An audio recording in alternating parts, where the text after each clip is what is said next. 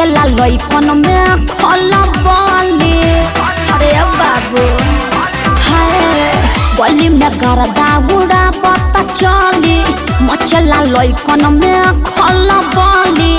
मारले नि सेंट जब हम कम कौआ ए गोरी तोरी पुरान के हका ब्यास। अरे ना होई खेसरिया के हा ए गोरी तोरी चुनरी बझल कौआ का जान मारे लहनाई लखना ए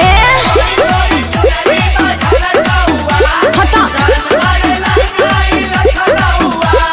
हम का करी।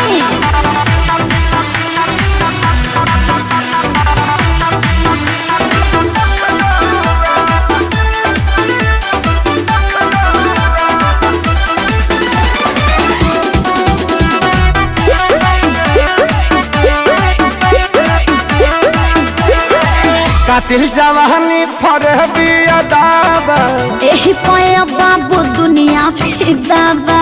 हुआ जवाहर हिले शहर बाजार हिले ओए होए। तुहरे अदा पमोने यो पे बिहार हिले।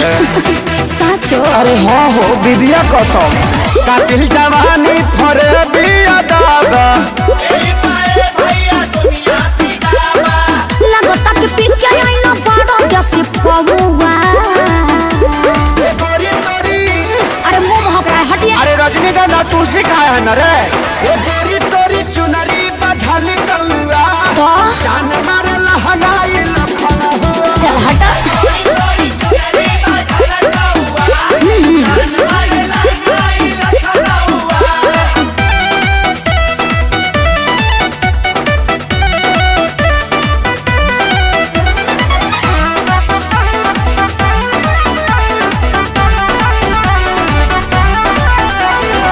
झुमका पर झारखंड बापा गलाइल पूर्वांचल के दिल नथिया पर आयल। तोहरा पर पड़ल बा नजर रंगा बाज के हरदी लगाहिले चिरई उड़न बाज के अरे सब बुझाता पटना ले जाता का गनवा झुमका पर झारखंड बापा गलाइल अखिलेश के सारी ढेरों बोली जनी रहुआ। ये गोरी तोरी अरे बुलाए का सोनू जी को। श्यामो आकाश के बुलाला चुप रहा। ये गोरी तोरी चुनरी बझल कौआ का जान मारे लहनाई लखना ओ